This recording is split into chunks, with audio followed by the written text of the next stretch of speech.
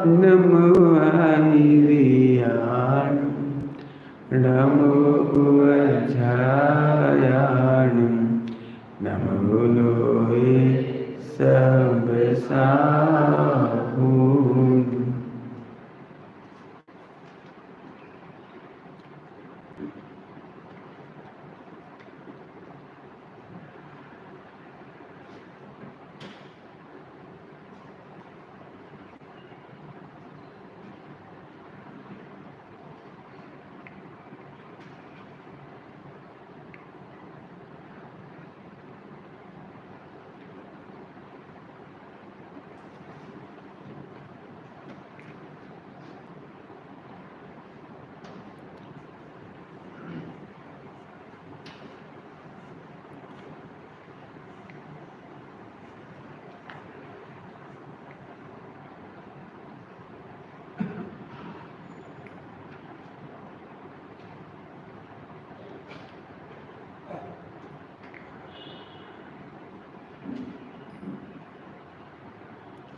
तीन भुवन में सार विराग विज्ञानता शिव स्वरूप श्रीनाथ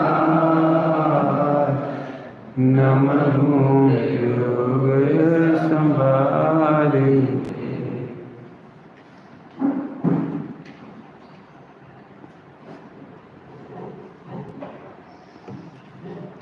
तीन भुवन में सार वीतराग विज्ञानता। भगवान की जो दिव्य ध्वनि है वो तीन लोकों में सार है, अर्थात तुम्हें इसके अलावा कहीं जाने की जरूरत नहीं है। सार का मतलब शेष सब असार। वीतरागता ही आत्मा के और शरीर के सारे रोगों को दूर कर देगी। एक लाइन में पूरा कह दिया। क्या कहा? वीतरागता ही आत्मा के और शरीर के, जितना राग है ना उतनी बीमारी है। आज तो संडे स्पेशल है इसलिए शरीर की मुख्यता से चर्चा है, लेकिन वीतरागता से ही इलाज होगा। मत मानो, जब आईसीयू में लटका दे तो कौन सी लड्डू पूड़ी खाते? आईसीयू में भी तो वीतरागी करना पड़ता है। अब वह मजबूरी की है, मजबूरी। आपने देखा बुखार आने पर अच्छी से अच्छी चीज हमें नहीं खाने, मन नहीं, हमें नहीं खाए, आगे छूटी नहीं, शरीर छोड़ा देता है। ये टॉन्सिल एक बीमारी है, टॉन्सिल। तुम नहीं मान रहे थे तो बेटा गुटको, कैसे गुटको? देखा तुमने? गले में थूक गुटकना ही मुश्किल हो जाता है, आप कैसे खाओगे? बोलो। ये एक बैरियर है, टॉन्सिल एक बैरियर है। बैरियर समझते हो? जब देश में अशांति होती है तो बैरियर लगाने पड़ती, आतंकवादी नहीं घुसे। टॉन्सिल एक बैरियर है, भोजन रूपी आतंकवादी अब नहीं घुसे। माने शरीर इतना सुंदर है, अलग से कुछ करने की जरूरत नहीं है।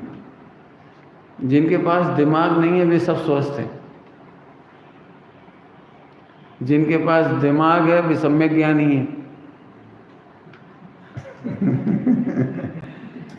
और दिमाग में 1.5 अकल है वे बीमार है। दिमाग में जो 1.5 अकल है वे सब बीमार। अरे जिंदगी मिली काहे के लिए? खाओ पियो। जिंदगी मिली काहे के लिए? अरे सम्यक ज्ञान करो ना। जिंदगी मिली काहे के लिए? ऐसी चर्चाएं पहले बहुत हो गई। तीन भुवन में सार अर्थात सचमुच इसके सिवा कहीं जाने की जरूरत नहीं। वीतरागता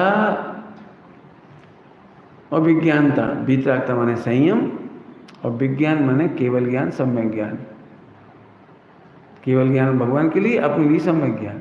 यह आपकी सारे शरीर और आत्मा की बीमारियों को दूर करने वाला है। इस बात की सिद्धि करने के लिए अपनी ये कक्षा है।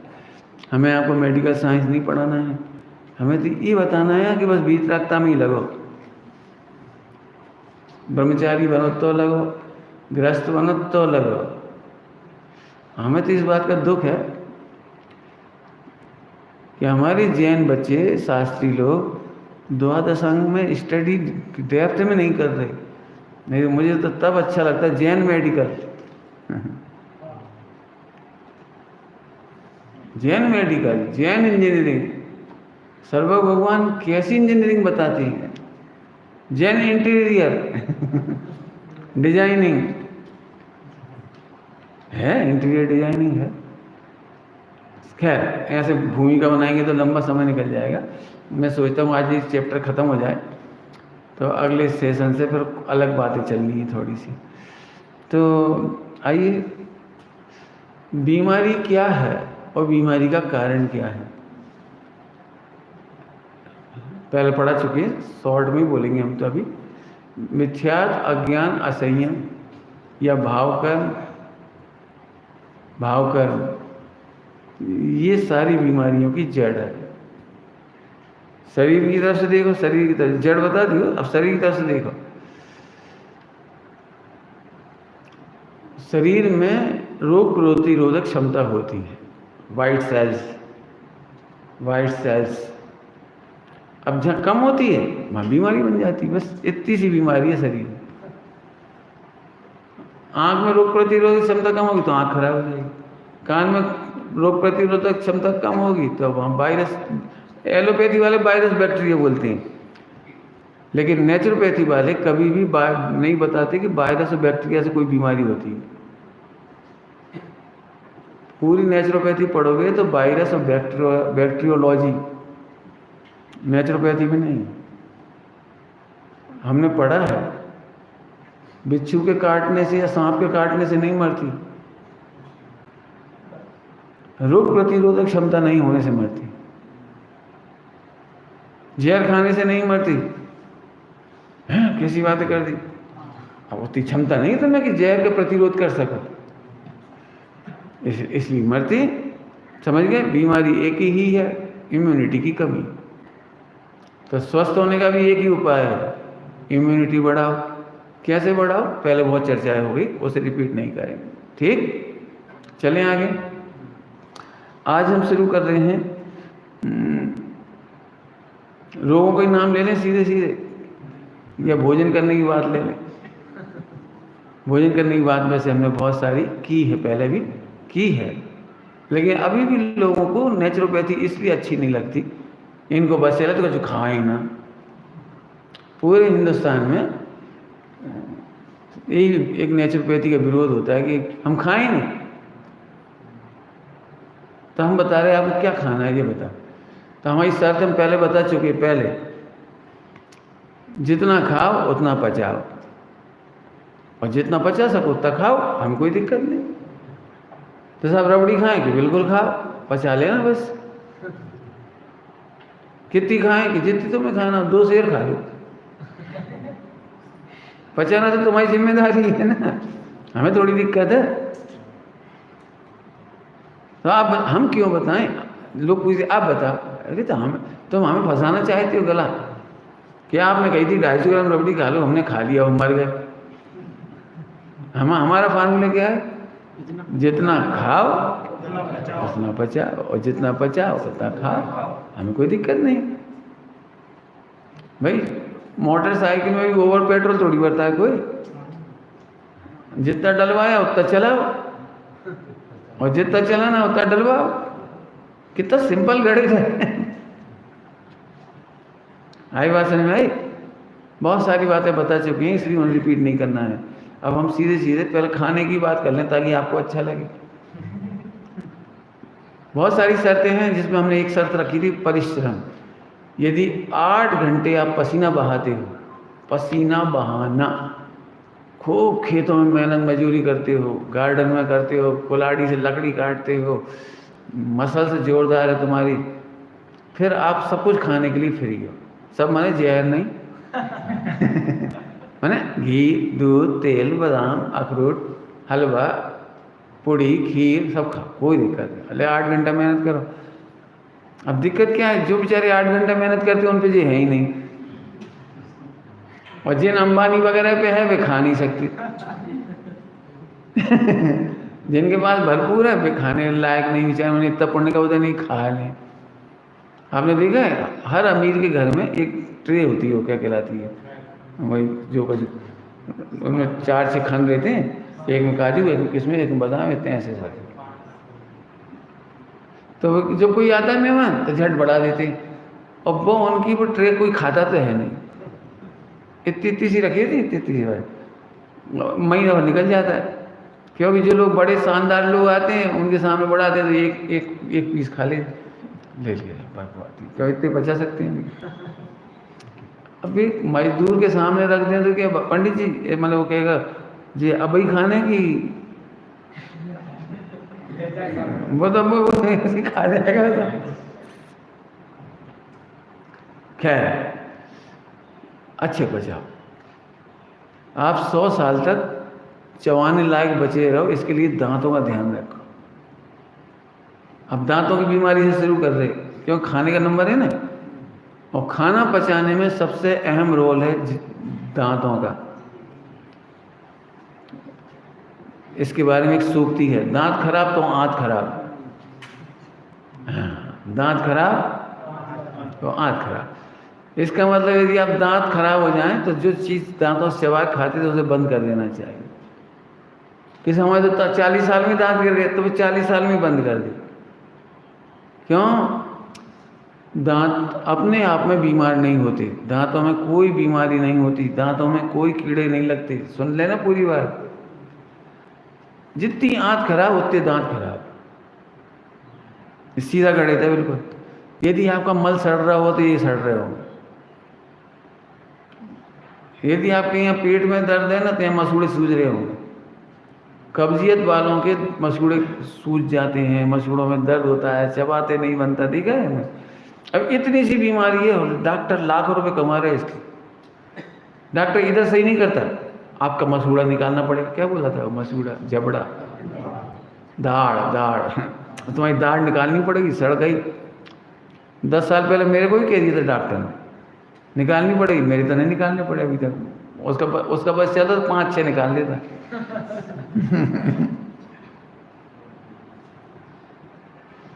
नहीं, मैं नहीं निकलवाया। नहीं, अपने आप गिरेंगे, नेचुरली जो गिरेंगे। तो हम क्यों निकलवाए? नहीं निकलवाए तो हैं। तो एक ध्यान तो फिर वही रखना, पेट खराब नहीं होना चाहिए। दांतों से खूब चबा चबा के खाइए, थोड़ा खाइए। बच्चे बोले इडली बनी, कितनी खाएं? हमें एक। खूब चबा चबा खाना, तुम भरपूर टेस्ट लेना, भरपूर। तुम टेस्ट नहीं लेते, तुम तो भागते हो। 4-6 8 ऐसे मैश कर दी सब, और उसी में चटनी मिला दी, सब मिला दिया। देखो टेस्ट लिया आपने। टेस्ट लेने का तरीका पता है? इडली कैसे खाई जाती है? इडली का पीस किया और सीधे मुंह में रखा और खूब चबाया, और फिर दाल सांभर चटनी अलग से खाई जाती। और तुमने तो सब मैश कर दिए 6-8 ताकि ज़्यादा खा सकें। 6-8 और फिर ऐसे सब मिला मिलूंगी, सब बढ़िया टेस्टी बना लिया। मीठा मीठा गट गट गट। बिल्कुल आपने आंत खराब कर ली, मैंने दांत खराब कर ली। कभी कोई चीज़, जो बच्चे रोटियां मीड़ के खाते हैं, बचपन में बच्चे रोटी नहीं खाते ना, तो उनकी मम्मी उनका सत्यानाश कर देती है। बच्चा रोटी खाना नहीं चाहता तो मम्मी क्या करती है, दूध में, छाछ में, कड़ी में, दाल में उसने रोटी को खूब मैश कर दिया, अच्छे से मैश, और फिर पेस्ट की तरह खिला दिया, धड़ धड़ धड़ धड़, और खा गया फटाफट। अम्मा बड़ी खुश, जीत गए। क्या जीत गए? बच्चे को 2 रोटी घुटकवा दी। बस यहीं से बच्चे में अस्थमा की बीमारी के बीज पड़ गए हैं। कौन सी? जिगल की आ गई बीमारी बीच में। अब बच्चे का पेट खराब रहता है तो उसे कफ बना रहता है, उसे सर्दी बनी रहती है, इससे अस्थमा शुरू हो जाता है। तो सब पे पंडित जी हम क्या करें? बच्चा इतना प्यारा होता है, बच्चे को पेरेंटिंग वाले भी सुन लें, बच्चे को रूखी रोटी का टुकड़ा पकड़ा दे, वो उसे चूस के इतना बड़ा टुकड़ा खाएगा, बस वो उसे फूले उसकी डाइट। जबरदस्ती 2 रोटी मत घुटक दो, रोटी दो, मुंह में डालता रहेगा, बाद में बार बार डालता रहेगा, घुटकता रहेगा, चूसता रहेगा, चबाता रहेगा। इससे बच्चे के दांत मजबूत होंगे। बच्चे को मैश करके रोटी खिलाना, खीर खिलाना, चावल को दाल में ऐसे मैश करके खाना, ये कभी नहीं करना। सुन रहे सभी लोग? दांतों को कमज़ोर करने के तरीके हैं, मैश करके चावल खा लेना, जल्दी जल्दी खा लीजिए, जल्दी जल्दी मुझे बहुत टाइम लगता है, देखा ही है तुम लोगों ने सबने, नहीं देखा हो तो देखना। ये कटोरी चावल खाने में कितनी देर लगी थी कल के, और तुम लोगों को दिया तो तुमने फाट तो बच्चों को बचपन से ही दांत खराब करने की बीमारी लग जाती हो, मैश करके खाना खिलाना। छाछ की रोटी कभी मत खाओ, जिसमें मिक्स हो जाए। बच्चे क्या करते पता है, 4-5 रोटी तो भरपेट खा ही ली, फिर दूध आया तो उसमें भी 2 रोटी गला दी, अच्छा गुड़ डाल दिया, अब खा रहे। चावल खाने को बैठे, चावल रोटी दाल चावल सब खा ही चुके, भाई घी शक्कर और दे दी। अब घी शक्कर वाला चावल दुश्मन है, घी शक्कर चावल वाला चावल दुश्मन है, ये बिल्कुल नहीं पचेगा, क्योंकि ये बिल्कुल जल्दी जल्दी जाएगा, देख लेना। तो सब घी शक्कर चावल का मजा कभी नहीं लेंगे, बिल्कुल ले, सबसे पहले ले। घी शक्कर चावल खाना है, सबसे पहले खाओ, चबा चबा खाओ, थोड़ा थोड़ा खाओ, और घी शक्कर चावल में हमेशा नारियल डाल दो। अब चबा चबा खा लो, बढ़िया रहा। इसके बाद सब्जी सलाद खाओ, इसके बाद सूप खाओ, हो गया भोजन, बस खत्म।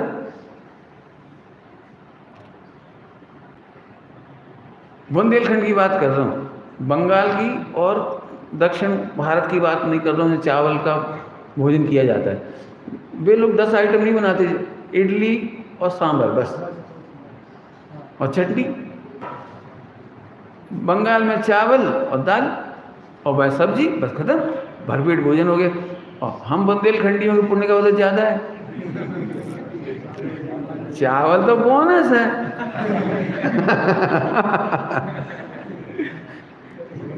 मैंने हमारा चावल मेन भोजन नहीं है। जैसे अपन किसी टिफिन में रोटी रख दी, सब्जी रख दो, अब बाकी जो गैप बचा रह जाता ना, उसमें चावल ठूस दो। ऐसा भोजन गलत है, दांत खराब करने वाला है। बच्चों को, छोटे बच्चों को मम्मी क्या करती, केले को मैश करती है दूध में। कभी नहीं करना, बच्चे को केला सीधा पकड़ा, जैसा वो फेंक के चला जाता है, थोड़ा सा खाता है फिर छोड़ के चला जाता है, तो कोई बात नहीं है, उसे उतना ही छीलो, उतना ही खाएगा, धीरे धीरे छीलना सीख जाएगा। और नहीं खाएगा तो उतना अलग कर दो, अपन खा लो, कोई और को खिला दो, कोई दिक्कत नहीं, तरीका है उसका। ककड़ी आपने देखा, बच्चा कभी शिकायत नहीं करता, ककड़ी सीधी मुंह में डालता है, वो एप्पल सीधा मुंह में डालता है, खाने दो उसे ऐसे, जे खाने का सही तरीका है। उसके दांत मजबूत होंगे, उसके दांतों को स्ट्रगल करने दो, उसकी दाढ़ 100 साल तक खराब नहीं होगी। अब इतना लंबा चौड़ा कर दिया, मैं दांत ही का पढ़ाऊंगा तो 1 घंटा तो इसी में लग जाए कुल मिलाकर के दांतों से छीलने की आदत डालिए। गन्ना दांत हमें 100 साल चलेंगे, पक्की गारंटी है। 10-20 ग्राम चने खूब चबाइए, रोज पीस के मत खाइए। हमारे ग्रैंडफादर वगैरह खानी पाते चबा के, तो नमकीन और जी और वो कुटवा लेते थे और फाँक लेते थे, गलत तरीका है। उन्हें अस्थमा रहा पूरे जीवन, हमारे ग्रैंडफादर को अस्थमा रहा। अस्थमा हेरिडिटी की बीमारी नहीं है, हमारे पिताजी को थी तो हमें भी आ गई, ऐसा नहीं है। पेट खराब की बीमारी है अस्थमा, दमा, पूरे हिंदुस्तान में फेमस है। दमा दम के साथ जाता है क्या कहा, दमा दम के साथ जाता है। हम कह रहे नहीं, हम भी जा रहे हैं, जीते जी जाता है तो ठीक है। तो दांत खूब चबाइए, कठोर चीज़ें चबाइए, पर डे चबाइए।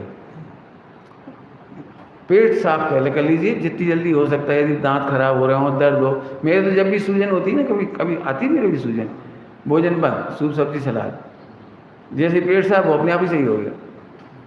क्यों, गणित मालूम है, इसका गणित इससे जुड़ा हुआ है। इसलिए दांतों का सिंपल काम है, मेहनत करिए दांतों की। अस्थमा की बात आ गई, अस्थमा से जुड़ी हुई बीमारी 4 तरह की हैं। जुकाम होता है सबसे पहले, सबसे अच्छी बीमारी का नाम है जुकाम। ये बीमारी नहीं है एक्चुअली, ये बीमारी को दूर करता है। क्या कह रहे हैं, नौजी हो जाती है ना, नौजी क्या बोलते हैं आप, जुकाम हो जाता है, सर्दी, कोल्ड, कफ, ये नेचुरोपैथी में सबसे अच्छी बीमारी मानी जाती है। तीव्र रोग कहलाती है, तीव्र रोग। तीव्र मंद रोग में आदमी मर जाता है और तीव्र रोग में जिंदा रहता है। मंद रोग माने जैसे 25 साल तक कैंसर चलता रहा, ये मंद रोग है ना। जो ध्यान से सुनना, तीव्र रोग ही मंद रोग में कन्वर्ट हो जाता है, मर जाते हैं। तीव्र रोग को रोकना, स्टॉप करना ही मंद रोग का कारण है।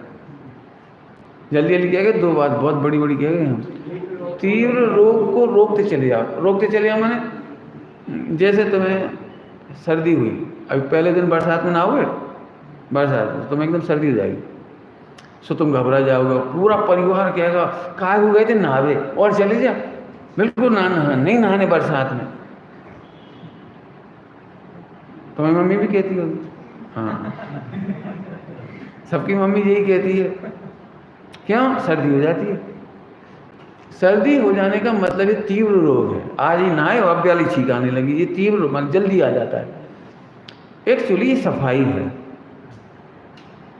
आप रोज नहाएंगे, 2-3 बार सर्दी होगी, 2-3 बार छींक आएंगी, सब कुछ होगा, इसके बाद नहीं होगा। आप खूब नहाते रहो, खूब 1 घंटा रोज नहाओ, हो जाने तो कोई दिक्कत नहीं। पूरी बॉडी की स्किन अंदर से पूरी की पूरी पूरी सफाई करने का नाम है जुकाम।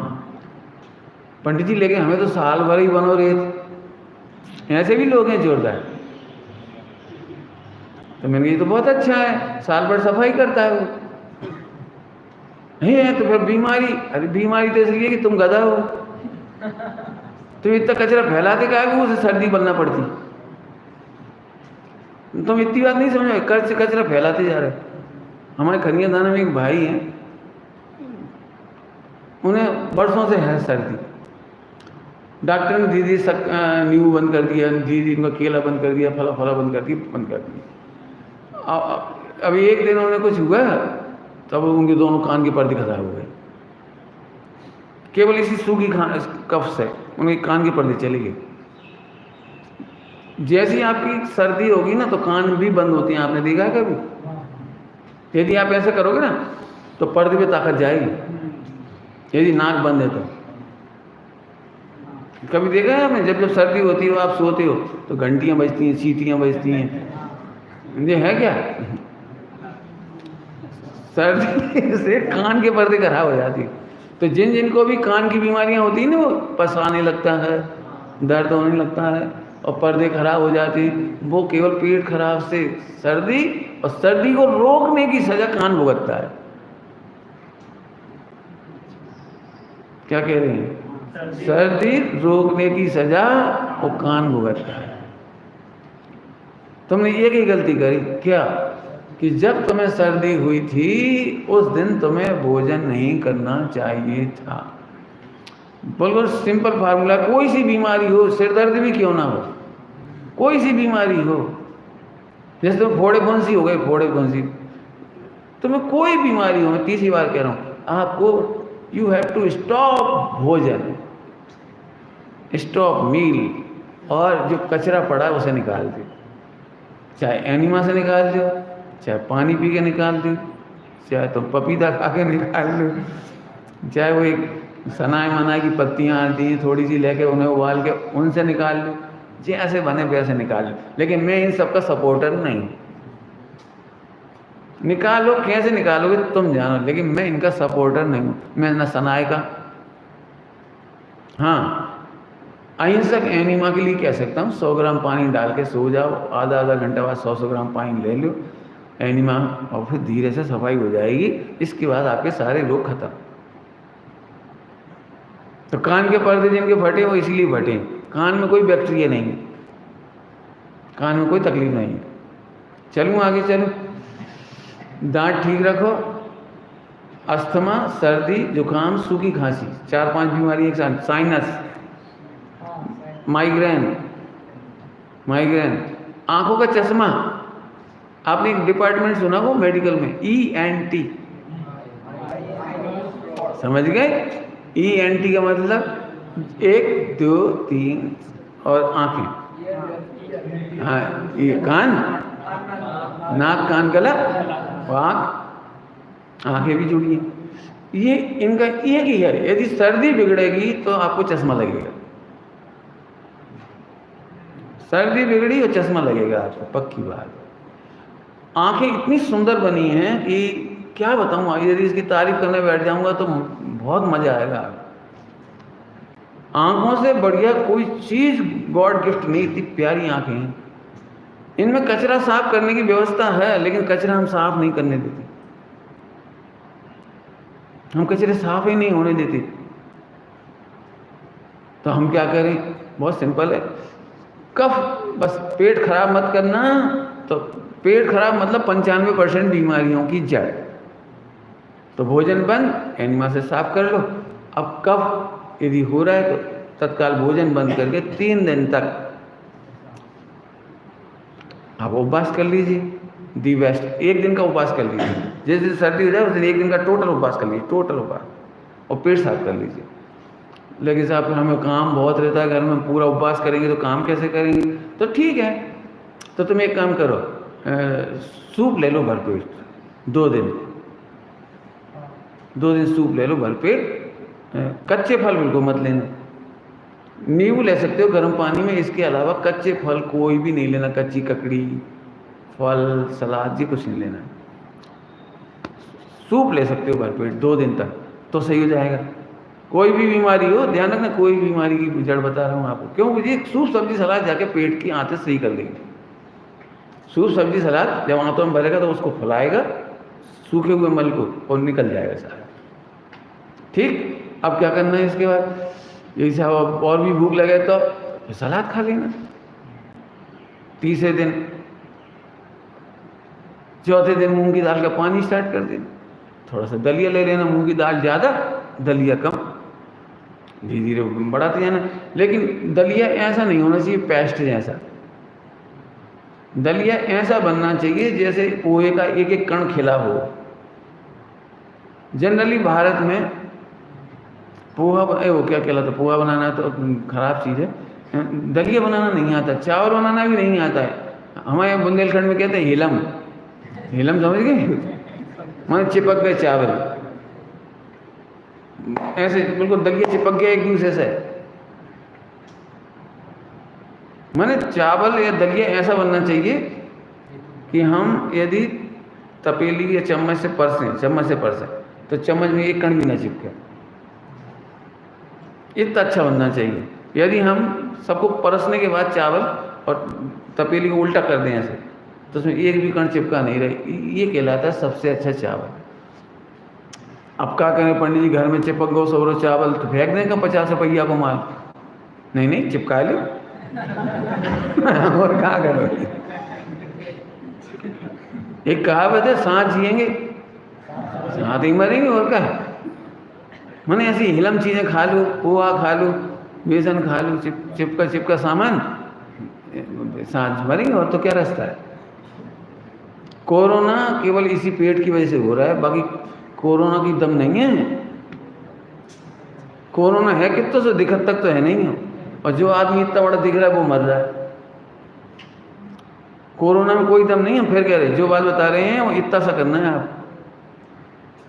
ठीक, तो अस्थमा, सर्दी, जुकाम, ये इलाज तो बता ही दिया, लंबा चौड़ा इलाज तो वही पूरी फाइल है, उसमें सुन लेना पूरा, मैं पूरा नहीं बताऊंगा। मुझे तो एक बात और कहनी है कि बाय द वे, मैंने अपनी घटना सुनाई थी आपको, मेरे को बहुत जम के सर्दी हो गई थी, तो पिड़ावा वालों ने मुझे 1 गिलास दूध में 10-12 लौंग पीस के और उसको पिला दिया, तो 1-2 घूंट दूध पीते से मेरा सर्दी चली गई। मैं बड़ा खुश हुआ, मैंने जी तो बहुत अच्छा इलाज मिल गया अपने को, लौंग पीसो, दूध में उबालो, पी जाओ। लेकिन उसकी सज़ा मैंने 2 महीने भुगती। तब से मैंने वो लौंग का प्रयोग बंद कर दिया, ना किसी को कहता हूँ लौंग का प्रयोग करना। 2 महीने भुगता मैं, पूरा कफ सूख गया अंदर। रात को सोते समय तकलीफ, सांस लेने में तकलीफ, कफ खींचने में तकलीफ, और रात को सोते समय कोई खांसना आधा घंटा, नींद नहीं आना, बहुत भुगती मैंने वो। तो लौंग कोई ले मत लेना भूल के, जो उपाय बता दिए वही करना। तो फिर साहब पंडित जी आपने कैसे ठीक किया? तो उस समय तो भुगता, लेकिन बाद में नहीं भुगता। अब मैं आपको बता दे रहा हूँ, जब सूखी खांसी हो जाए, कफ ना निकले, तो उसका इलाज बहुत सुंदर है। सुबह शाम धूप में 20 मिनट आगे और 20 मिनट पीछे, सिर पे ठंडा कपड़ा रख करके आप धूप में खड़े रहिए, आगे और पीछे। उगता हुआ सूरज, 10-12 बजे का सूरज नहीं, सुबह का उगता हुआ सूरज 10-20 मिनट, 20 मिनट आगे 20 मिनट पीछे आप धूप ले लीजिए और स्नान कर लीजिए। सुबह शाम करिए, सूखी खांसी खत्म हो जाएगी अपने आप।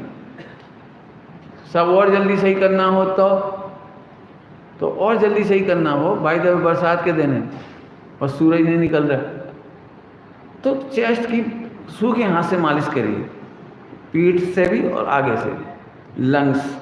लंग्स की आगे पीछे से गर्म करिए, अच्छी गर्म कर दीजिए, मैंने ऐसे रगड़ रगड़ के लाल कर लीजिए उनको गर्म, और फिर एक टॉवल निचोड़ करके यहाँ पहना दीजिए और सिर पर एक ठंडा कपड़ा बांध दीजिए, क्योंकि यहाँ की गर्मी यदि सिर पे चढ़ेगी तो आँख खराब होगी। इसलिए यहाँ एक पट्टी पहले बांध दीजिए और फिर यहाँ बांधिए, ऊपर से सारे कपड़े पहना के सुला दीजिए। बढ़िया आराम से 1 मिनट के अंदर नींद आ जाएगी उसको। आपको याद होगा सूखी खांसी में रात को सोते समय नींद नहीं आती, और रात को सुलाने का सबसे अच्छा तरीका है किसी को भी, इस पट्टी चेस्ट पैक कहलाता है हिंदी में, इंग्लिश में चेस्ट पैक, ऊपर से कपड़े पहना दीजिए और लिटा दीजिए। उसका सारा कफ सुबह अपने आप यूरिन में से निकल जाएगा, गले से नहीं निकालना पड़ेगा। यदि माथे बता दिए, पहले बता दिए। और अब पेट खराब हो तो पेट की भी एक पट्टी, नाभि को सेंटर करके एक टॉवल पहन लीजिए और आदत डाल लीजिए आधा घंटा सुबह शाम, तो फिर आपके 90% बीमारियाँ इसी से दूर हो जाएंगी। चेस्ट एक इधर बांधेंगे, एक यहाँ बांध देंगे, सूखी खांसी होती है यहाँ बांधेंगे, बस इतना सिंपल काम। पानी से इलाज हो गया आपका। बहुत सारी बीमारी, अब माइग्रेन कभी नहीं होगा आपको। माइग्रेन में आधा सीसी का दर्द है, वो भी इसी से ही होता है, और जो साइनस था ना वो भी इसी से मिट जाएगा। साइनस हो गई नहीं पहले नंबर तो, होगा तो मिट जाएगा, तरीका इतना ही है। जिनको साइनस हो चुका है, आ चुका हो, मान लो नहीं आया तो आएगा नहीं, जो हमने इलाज बता दिया उसी में। लेकिन यदि साइनस आ ही गया हो तो उससे बचने का भी तरीका है, जल नेति। एक लोटा आता है गंगा सागर जैसा और इधर से लगाइए और यहाँ से निकलने दीजिए पानी को, कुनकुने पानी में नमक डाल करके यहाँ से डालिए, यहाँ से निकालिए, यहाँ से। ये जल नेति आँखों के लिए भी अच्छा है, आँखों का नंबर कम करता चला जाता है, क्योंकि ये पानी यहाँ से गुजरता है, पानी यहाँ से गुजरता है। तो यहाँ पर जो जंक्शन है आँखों का, यहाँ पर गंदगी इकट्ठी होती है, वो निकल जाती है। तो आँखों का नंबर सही करने के लिए, आँखों की रोशनी बढ़ाने के लिए जल नेति बहुत अच्छी चीज़ है। जब तक आपको आँख बिल्कुल चश्मा नहीं उतर जाए, जल नेति करते रहना है। ये भी करते रहेंगे तो साइनस बिल्कुल सही हो जाएगा। बराबर है। बहुत सारी बीमारियों के इलाज बता दिए, कोई बच जाए तो बता देना, सिंपल तरीके हैं बिल्कुल। और बताओ कौन सी बीमारी बताएं? टॉन्सिल, स्टार्टिंग यहाँ से हो गया था टॉन्सिल से ही। टॉन्सिल कहता है कि अब नीचे जाम लगा हुआ है। भोपाल वगैरह में देखा, जब जाम लग जाता है तो रोड डाइवर्ट कर देते हैं, वहाँ बैरियर लगा देते, नहीं भैया भैया नहीं, उधर से जाओ। तो भोजन बंद करना चाहिए, और टॉन्सिल ने कह दिया। सभी लोग ध्यान से सुन लेना, टॉन्सिल बीमारी नहीं है, लेकिन डॉक्टर 5,000 से 35,000 50,000 जैसा अमीर बेवकूफ़ हो उतना पैसा खींच लेता है। जितना अमीर आता है ना, उतना बड़ा आईसीयू, उतना बड़ी मशीनें उतना लगा के पैसे खींचते हैं। और सबसे गलत काम ये करते हैं कि वो टॉन्सिल काट देते हैं। ये वोकल कार्ड काटना नहीं है कभी भी।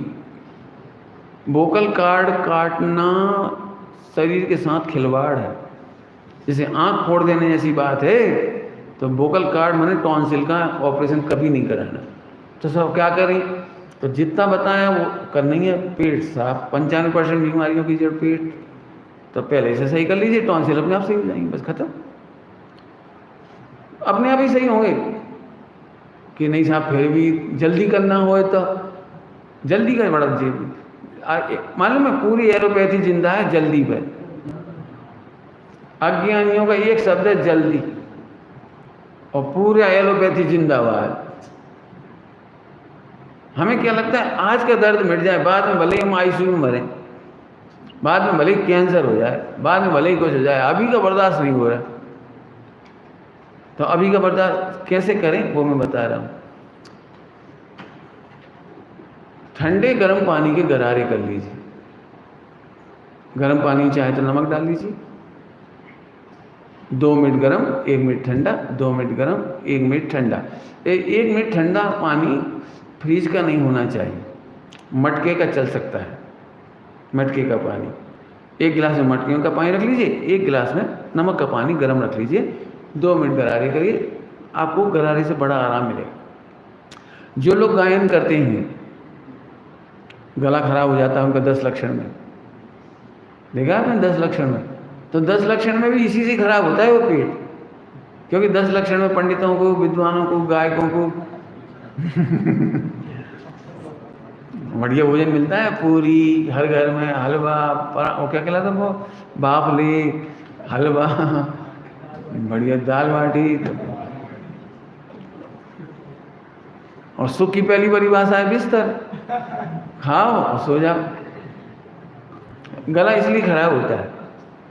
मुझे जब से पता लगा मेरा गला नहीं बैठा, मैं तो खूब प्रवचन किए ना, तो मेरा गला नहीं खराब हुआ, तरीका मालूम पड़ गया बस।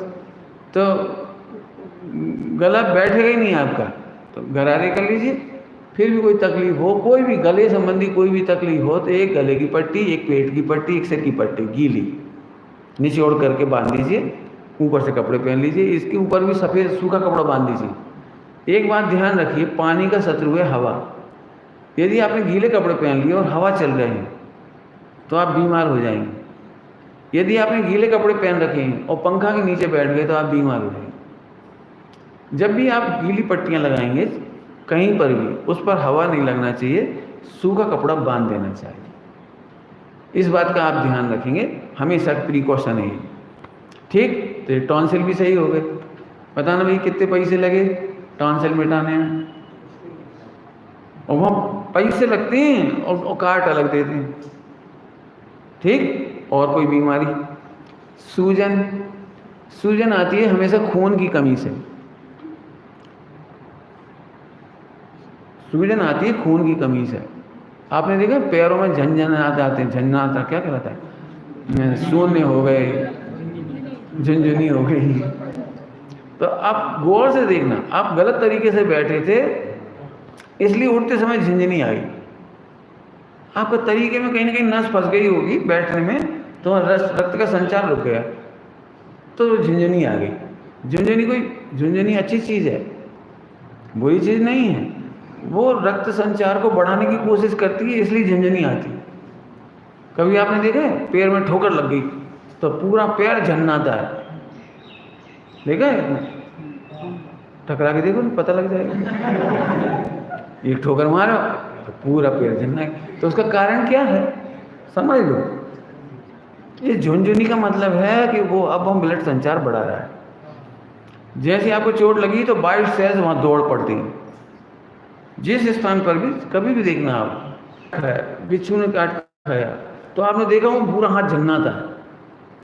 चिंटी काट खाए तो वो फूल जाता है, लाल लाल, और बहुत झंझनाहट हो जाती हूँ। ये है वाइट सेल्स। वाइट सेल्स जैसे चिंटी काटती है, कोई जहरीला जंतु काटता है तो वहाँ पर रक्त का संचार रोक देता है और वाइट सेल्स पहुँचाता है, और जितना चारों तरफ फैल गए ना जहर, उसे इकट्ठा करके उसी स्थान पे इकट्ठा कर देता है। इसका नाम है सूजन। जैसे चिंटी ने काटा तो वहीं चिट्टा सा पड़ गया, तो उसने क्या करा, उस जहर को वहीं खींच दिया, फैलने नहीं दिया। वाइट सेल की करामात है, तो अच्छी बात है। तुम कहते ना काट खाया और हमारी जगह जगह निशान बन गए, बढ़िया हुआ, निशान नहीं बनता तो मर जाते। क्या कह रहा हूँ, जहर को उसने लीवर तक नहीं जाने दिया। जहर यदि लीवर में पहुंच गया तो आप मर जाओगे। जहर किडनी में पहुंच जाएगा तो आपको किडनी की बीमारी हो जाएगी। जीव जंतु काटते तो रोज हैं आपको, क्या बोल रहा हूँ, काटते तो बहुत हैं, लेकिन कुछ जहर नॉर्मल होते हैं तो उनकी तकलीफ नहीं होती, लेकिन कुछ जहर एबनॉर्मल होते हैं, उनके चिट्टे पड़ जाती हैं, इकट्ठा हो जाता है। वो लीवर तक नहीं जाना चाहिए, किडनी तक नहीं जाना चाहिए, नहीं जाता वो। तो ये तो बहुत अच्छी बात है। तो फिर कभी घबराओ नहीं, सब पैर बहुत झन्ना रहा है तो फिर लोग चिकित्सा शुरू कर देते, चिकित्सा करो भाई हमारा यहाँ पर पैर झन्ना रहा है। वो तो अच्छा था, आप इलाज नहीं करिए, ना गर्म पानी में डालिए ना ठंडे, कुछ में डालना तो ठंडे पानी में डाल दीजिए। जहर को निकालने में सबसे ताकतवर चीज दुनिया में है मिट्टी।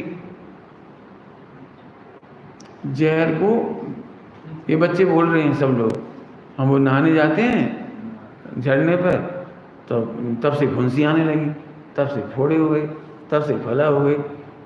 बिल्कुल सही हुई वो, अंदर का सारा जहर निकाल के उन्होंने बाहर फेंक दिया। बढ़िया काम होगा वो, आप थोड़े दिन में सही हो जाएगा। बस फोड़ना नहीं, फोड़ोगे तो काले हो जाओगे, समझ गए, फोड़ना नहीं, बिल्कुल प्रकृति को अपना काम करने दीजिए। अब और बोलो। और तो सूजन आती है ब्लड की कमी से, जहाँ ब्लड की कमी पड़ेगी वहीं सूजन आ जाएगी। तो फिर आप ब्लड की सूजन को कम करने के लिए क्या करें, चलो खूब चलो, दौड़ो, मेहनत करो। पहले ही तो सूजन है और तुम कह रहे चलो। ये तो भैया जब तुम चलोगे तो खून धड़केगा वहाँ। एक काम करो, जिन्हें सूजन बढ़ाना हो, कभी तुमने देखा है कसी हुई अंगूठी पहन ली तो सूज जाता है, रस्सी बांध दी, कोई बांध देते कभी कभार खूब कस के तो सूजन आ जाती है, देखिए नहीं,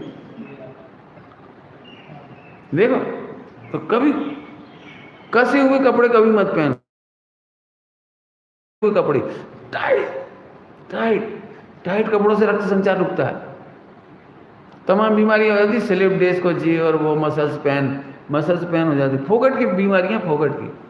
टाइट कपड़े मत पहनो, ढीले पहनो, सोना उठना बैठना बढ़िया अच्छा रखो, सिंपल। तो ये सूजन की भी समस्या खत्म होगी। फिर भी जहाँ पर रक्त संचार नहीं हो रहा हो वहाँ गर्म पानी में पैर रखिए। गर्म पानी खून को तेजी से फैलाता है, गर्म पानी खून को तेजी से फैलाता है। और फिर ठंडे पानी में डाल दीजिए 1 मिनट के लिए और फिर पोंछ लीजिए और बंद कपड़ों में बिस्तर में चले जाइए, क्योंकि ठंडे के बाद फिर हवा नहीं लगना चाहिए। अब आ गए आप, तो अब आपका रक्त संचार बढ़िया हो जाएगा। बढ़िया है, समझ में आ गई बात। और बोलो कौन सी बीमारी की जड़ गई। आंखों के बारे में बहुत सारी बातें बताई थी मैंने, उनमें एक काली मिर्ची चूसने का नहीं बता पाया हो तो ध्यान रखना, दिन भर काली मिर्ची चूसते रहो, बता रहा हूँ, काली मिर्ची चूसते रहिए एक तो, ठीक। और एक, जब तक आंखें पूरी सही नहीं हो जाती ऐसे लोगों को पत्तियों का साग, पत्तियों की सब्जियां, पत्तियों की रोटी खाते रहना चाहिए। पत्तियां रामबाण हैं इन चीज़ों के लिए, कोई भी बीमारी दूर करने के लिए पत्तियां रामबाण हैं। पत्तियों का सिंपल सा गणित है कि वो फाइबर है। बेसन चिपक बारीक होता है, गेहूं का मैदा वगैरह बारीक होती है, लेकिन मैंने खाने के लिए आपको क्या बोला था, वो नारियल, ये पहले बहुत बोला है इसलिए आज रिपीट नहीं कर रहे। आँखों के लिए नींबू पीना है, खाली पेट गर्म पानी में नींबू पीना है और धीरे धीरे पीना, चम्मच, जल्दी नहीं, गट गट गट गट ऐसे नहीं, उसमें शक्कर नहीं डालना, नमक नहीं डालना। आँखों की कोई भी बीमारी हो, जो बता दिए, नेती वगैरह करनी है, काली मिर्ची चूसनी है, नींबू खाना है, पीना है, मतलब सुबह सुबह खाली पेट। और जब निचोड़ोगे तो हाथ में लग जाएगा थोड़ा सा, तो उतना सा काजल की तरह रोज लगाइए तो पूरी आँख साफ हो जाएगी यार, पूरी आँख साफ हो जाएगी। थोड़ा सा काजल की तरह लगाना है, ड्रॉप नहीं डालना भाई, ड्रॉप डालोगे आँख चली जाएगी, मेरी जिम्मेदारी नहीं है। क्योंकि नींबू एसिडिक है, आँख में जाएगा तो नुकसान कर देगा। केवल इतना सा काजल की तरह ऐसे निचोड़ते समय लग गया तो ऐसे करा, और काजल की तरह लगा लिया, बस पूरी आँख साफ हो जाएगी, कोई दिक्कत नहीं। अब कोई मोतियाबिंद नहीं होगा आपको, और होगा तो ख़त्म हो जाएगा इससे। लेकिन मोतियाबिंद आने के बाद मत करना, माने करना माने ना करना पड़े, तुम्हारा गुड लक इसलिए कह रहा हूँ। करोगे तो करोगे, फ़ायदा तो होगा, लेकिन शुरू से करते रहिए जीवन भर, तो आँखों की कोई बीमारी नहीं होगी और आँखों का चश्मा उतर जाएगा। चलिए, ऐसी एक लकवा की बीमारी है। व्यायाम प्राणायाम से लकवा हमेशा दूर होता है। पिछली बार लकवा का नाम बताया मैंने सब बताया था। लकवा आपकी पूरी बॉडी को फुल बैलेंस काम कराना सीखो, ये पिछली बार बता दिया, इसलिए अभी नहीं बता रहा हूँ इसको। और कौन सी बीमारी रहेगी आपकी? खांसी बता दिया। सर्वाइकल, सर्वाइकल माने गर्दन, गर्दन से खूब काम लो। गर्दन से काम लो का मतलब समझ में आया? आप बैठे बैठे ही गर्दन मुड़नी चाहिए आपको। जैसे मान चलो पीछे कोई आ रहा है तो पूछो मत कौन आ रहा है, जासूसी की तरह देखो। हम क्या करते हैं, कौन है कौन है, अरे पूछ क्यों रहे कौन है, देख लो ना। बिल्कुल ऐसे इस तरह से देखो। जब फालतू बैठे हो तो पीछे क्या क्या रखा है बिल्कुल देखो, और बहू काम कर रही हो तो पीट करके बैठो, पीट करके बैठो, फिर देखा जरा दूध तप रहा हो कि नहीं, तप रहा, उफन तो नहीं रहा, वहीं से देखा जरा। मैंने बिल्कुल बिल्कुल ऐसे बैठना 36 और देखना खूब है, तो ये सर्वाइकल कभी नहीं होगा, कभी होगा ही नहीं। सर्वाइकल उनको होता है जो गर्दन ही नहीं मोड़ती। सर्वाइकल वर्तमान में बहुत हो रहा है, बहुत हो रहा है, ये कह रहा हूँ, क्योंकि लगभग 4-4 घंटे मोबाइल पर देखने वालों को सर्वाइकल हो रहा है। टीवी हमेशा ऐसे देखा जाता है, अब इसमें गर्दन हिलती नहीं 4 घंटा 2 घंटा 1 घंटा जितनी देर हिलती नहीं, बस देखा तो रहो। परीक्षा में देखा 3 घंटे बाद आपकी सर्वाइकल होता है, क्यों 3 घंटा कंटिन्यू, तो 3 घंटे में सर्वाइकल हो जाता है, उंगलियों में सर्वाइकल हो जाता है। 3 घंटा लिखते लिखते लिखते लिखते फिर ऐसे करना पड़ता है, तो ऐसे गर्दन का हो जाता है, समझ गए? तो बिल्कुल ध्यान रखना, देखना ही है आपको। गाड़ी चलाते समय सामने देखना पड़ता है, लेकिन फिर भी आप फटाफट देख लिया आंखों से, तो आंखों की व्यायाम चलती रहना चाहिए। आंखों की रक्षा के लिए जो लोग गाड़ी तो लगभग सभी चलाते हैं, लगभग, मैं तो केवल साइकिल चलाता तो भी चश्मे का इस्तेमाल करता था, नंबर का नहीं, 10 रुपये का कलर वाला चश्मा आता है ना, बाजार में मिल जाता है 8 रुपये में 10 रुपये में, अब नहीं मिलता होगा, हमारे ज़माने में मिलता है। तो वो मैं चश्मा इसलिए रखता था, उसका कारण है आंखों की रक्षा होनी चाहिए गाड़ी चलाते समय। सामने व्हीकल जा रही है, उसके धुआं सीधा लग सकता है, ट्रकों का, ट्रकों पर यदि कहीं पत्थर वगैरह लदके जा रहे हैं, गिट्टी वगैरह, तो कई बार गिट्टी उड़ती। एक बात ध्यान रखना, गिट्टी वाले ट्रक को फॉलो नहीं करना कभी भी जिंदगी में। गिट्टी, काली गिट्टी, सफ़ेद गिट्टी, बोल्डर, मिट्टी, यदि ये लद के जा रहे हों तो कभी इनका फॉलो अप नहीं करना, रुक जाना, चाहे आगे पीछे हो जाना, लेकिन उसके संग नहीं करना। क्यों? जब भी अनेकों लोग, उसकी जो गिट्टी उड़ती है ना, गोली ऐसी लगती है, उसका पत्थर सीधा सिर से टकराएगा तो सीधी मौत होगी। उसके धूल के कण आंखों में गर गए तो आप एकदम ऐसे ऐसे हो जाओगे और फिर आपकी गाड़ी का एक्सीडेंट हो जाएगा। इसलिए मैंने चश्मा का इस्तेमाल किया। कई बार आपने देखा उड़ता हुआ मच्छर आकर आंखों में आ गया, तो ऐसा नहीं कि आप एक आंख बंद करेंगे, 2 ही आंख बंद करेंगे तो एक्सीडेंट हो जाएगा। इसलिए आंखों पर चश्मा तब लगाइए जब गाड़ी चलाती, जरूर लगाइए, और इन गाड़ियों का पीछा नहीं करिए कभी, ठीक? कौन सी बात रही, आंखों का हो गया ना पूरा, वो तो कुछ बचा, कौन सा बता रहा था मैं? हाँ, सर्वाइकल बता रहे थे।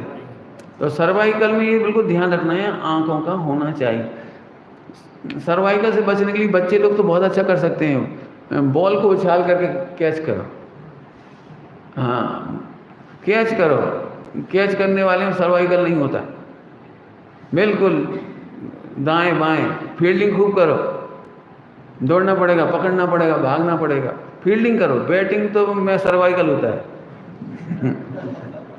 खैर ज़्यादा नहीं कहता हूँ, लेकिन खैर। और महिलाओं को बताया दिया, मान काम देखते रहो बैठे बैठे। आचार्य कुनकुन स्वामी के बारे में आपने सुना होगा, उन्हें सर्वाइकल हो गया था। वक्र ग्रीवाचार्य, वक्र ग्रीवाचार्य, उसका कारण ही है कि मुनिराजों को सर्वाइकल की बीमारी बहुत होती है। मुनिराजों को सर्वाइकल की बीमारी का मूल कारण है कि जब चलते हैं तो नीचे ही देख के चलना है, तो नीचे देखना है, तो ये मुड़ता नहीं है। पढ़ना भी है, लिखना भी है, सामायिक करना है, आगे आगे झुकना है। मन के सारे काम आगे आगे के हैं, पीछे वाले कोई काम नहीं। तो इसलिए मुनिराजों का शरीर आगे की तरफ झुकता चला जाता है। आप देखेंगे मुनिराज का शरीर, बहुत बड़ी बीमारी थी ज्ञान सागर जी को, आचार्य ज्ञान सागर जी, पूरे शरीर का में जोड़ों में दर्द था भयंकर, उठाना भी भारी पड़ता था उनको, पूरा शरीर मुड़ गया था ऐसा। और आचार्य विद्यासागर जी को भी आप देखोगे तो उनकी गर्दन सर्वाइकल में टेढ़ी है। वे कभी आप उनको मूव करते हुए देखेंगे ना तो उन्हें पूरा शरीर ऐसे करना पड़ता है, ऐसे पीछे देखना हो तो पूरा शरीर मूव करती है। मैंने अपन क्या करते हैं, ऐसे देख लेते हैं, वे ऐसे नहीं देख सकते। और सर्वाइकल की एक बहुत बड़ी तकलीफ आपको तब होगी, जैसे मुझे भी हो गई थी थोड़ी प्रॉब्लम, मेरे को भी गर्दन मुड़ने में दिक्कत होने लगी थी। तो तब मुझे पता लगा कि मोटरसाइकिल चलाते समय पीछे कैसे नहीं देख पाएंगे तो कैसा क्या होगा, सड़क पर चलते चलते पीछे नहीं देख पाए तो कैसा लगता है, चलते चलते भी। बहुत ज़रूरी है कि हम पीछे से आने वाले वाहनों को देख सकें। तो फिर सर्वाइकल मेरा व्यायाम से सही हुआ, पेट सही रखा और व्यायाम किए इसके। वर्तमान में जो व्यायाम आप लोग हमारे साथ करते हो, उसमें बालों से लेकर के नाखून तक के पूरी व्यायाम है। आपको कोई कैल्शियम की कमी नहीं पड़ेगी, किसी चीज़ की कमी नहीं पड़ेगी, एक भी बीमारी नहीं होगी।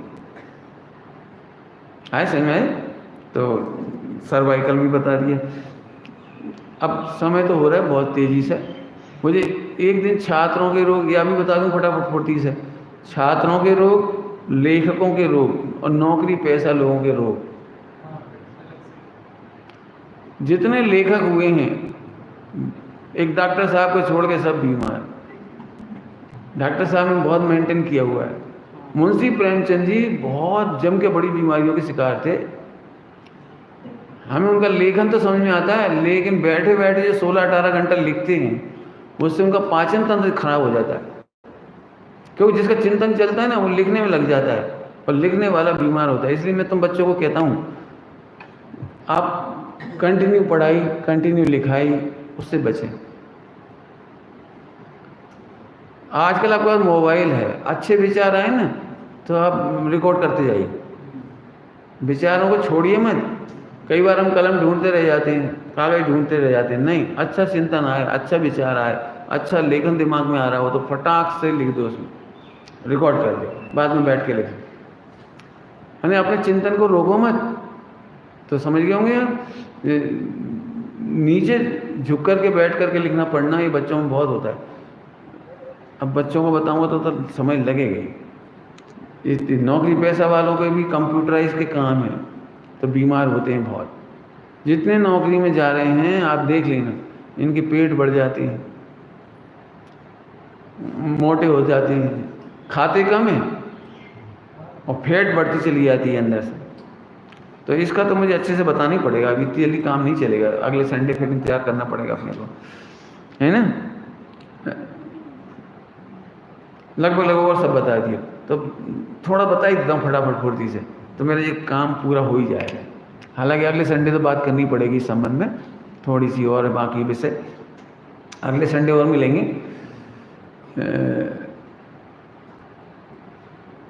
अब मन कसमकस में है, बताएं नहीं बताएं, लेकिन पढ़ाई है, पोस्चर सही रखिए। कुछ बच्चे ऐसे लिखने की आदत डल जाती है,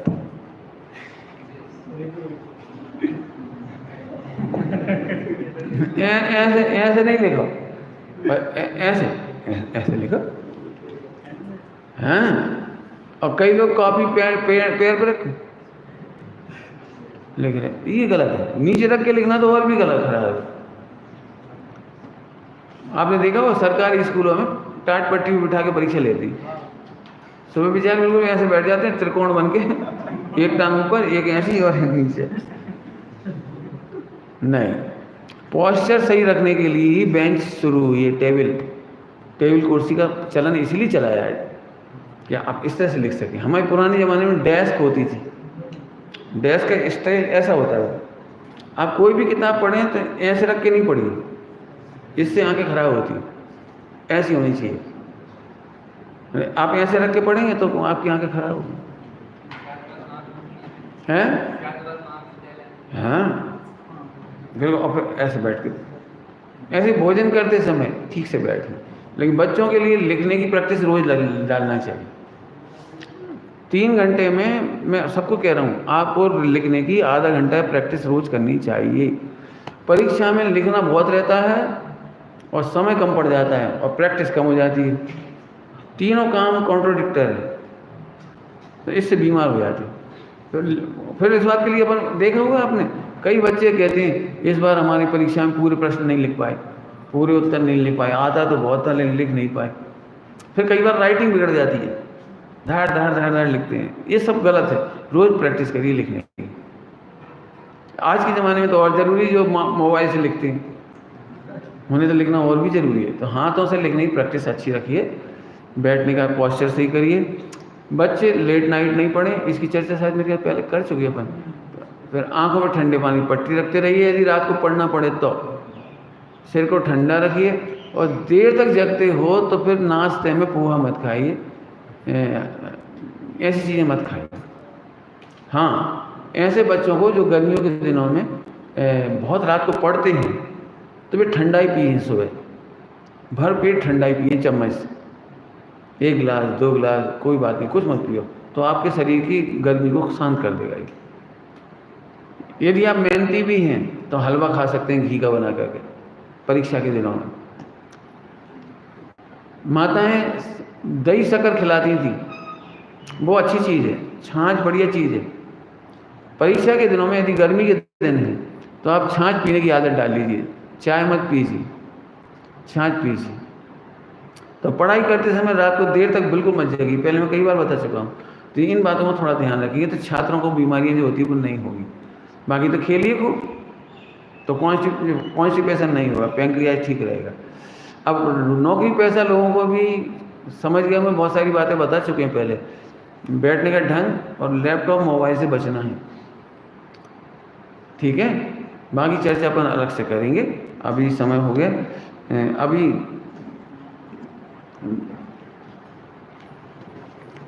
अब समझ लो एक छोटा सा टॉपिक रह गया जिसकी चर्चा नेक्स्ट टाइम करेंगे अपन, बाकी लगभग पूरा हुआ है। फिर भी कोई प्रश्नोत्तर आएंगे बाहर से या तुम्हारे बीच में से, तो उसकी चर्चा अपन कर लेंगे। चलिए, समय हो गया।